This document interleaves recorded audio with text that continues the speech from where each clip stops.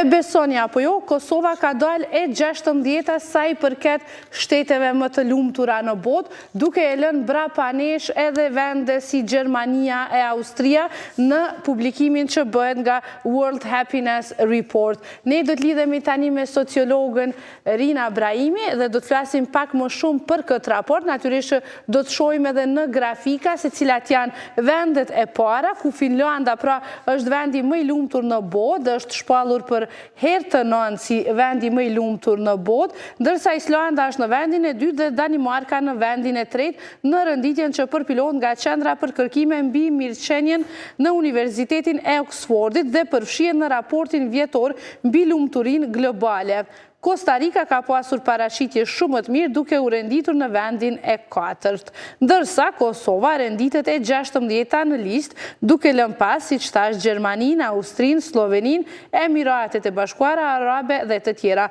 Ndërsa edhe më keq se Kosova është SBA-ja e cila renditet në vendin e 23, pra për herë të dytë. Do të flasim pra sa i përket Kosovës, besoj mund ta shihni në grafika e patë që ishim të 16-tit.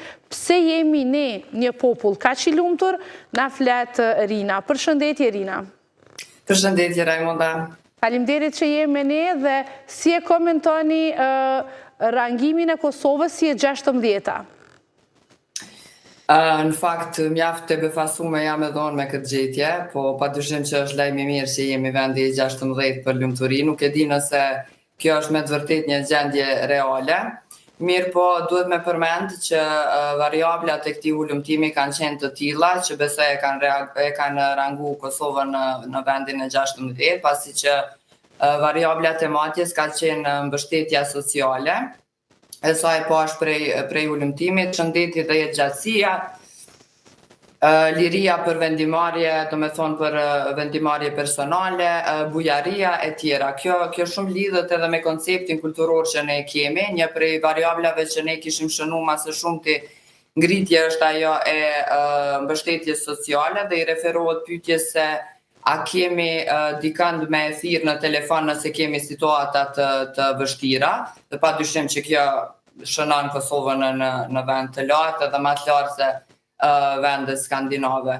Gjithashtu një prej ndoshta arsyeve që Kosova është rangu në këtë vend është që kemi një gjenerat mjaft të re në përqindje, pra dikon rreth mbi 50% jemi gjenerat e re, e cila është mjaft e motivuar dhe ka aspirata të shumta. Këto janë edhe aspekte që ulëmtimi ka shikuar më tepër, dhe besoj që këto kanë pas ndikim të madh që të rangohet në vendin e 16, se realisht nuk mendoj që jemi objektivisht më të lumtur se për shembull që e kemi lënë mbrapa edhe Sloveninë. Mirë po, gjithashtu ulëmtimi është perceptim subjektiv, pra të gjithë respondentët që ju kanë përgjigj këtij ulëmtimi janë vetëm qëndrimet e tyre subjektive. Por nëse ju thatë që sa i përket kësaj çështjes për telefonata, jemi mirë për shkak se kemi afërsinë dhe ngrohtësinë familjare, ndoshta ende si, le të themi, vlerë shoqërisë tonë? Po, edhe familjare, po edhe shoqërore. Na e dim që për brenda kulturës tonë, për dallim për shembull prej vendeve skandinave, që janë vende me kulturë më individuale, ne ende nuk jemi shoqëri e tillë dhe padyshim që mundemi me pas rreth të ngushtë të personave, qoftë familjar, qoftë shoqëror, kolegial, të fqinjve, të cilët mundemi me i kontaktu në kohë të ndryshme, edhe kjo i afron çdo individi një ndjenje të përkatësisë dhe të mbështetjes. Dhe besoj që kjo ka pas një prej ndikimeve më të mëdha. Në ndërkohë, po e shohim që Kosova e lë pra mbrapa Gjermaninë dhe Austrinë, dhe nëse shohim në gjendjen reale, ne jemi një popull që zakonisht migrimin më të madh e bën drejt këtyre vendeve.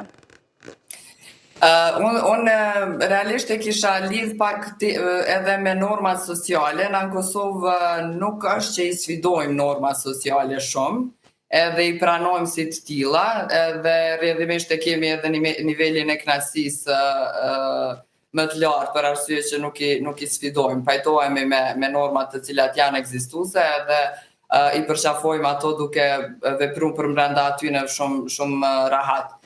Në vendet tjera, shqiptarë që migrojnë, si Gjermani dhe Austri dhe vendet që i përmende, zakonisht shqiptarët gjithashtu tregojnë shumë përqindje të lartë të integrimit dhe asimilimit. Do me thonë në kultura, në shoqëritë perëndimore të cilat migrojnë, shumë shpejt integrohen në shoqëri dhe pranojnë edhe normat e shtetit në të cilin kanë shku.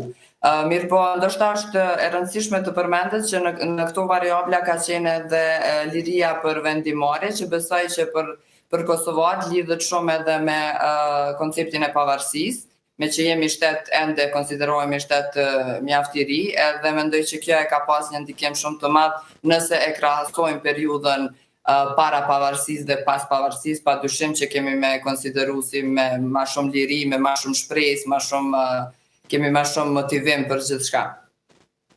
Faleminderit shumë Rina për gjitha këto që i sqarove edhe na dha edhe më shumë detaje nga ky raport. Faleminderit edhe juve.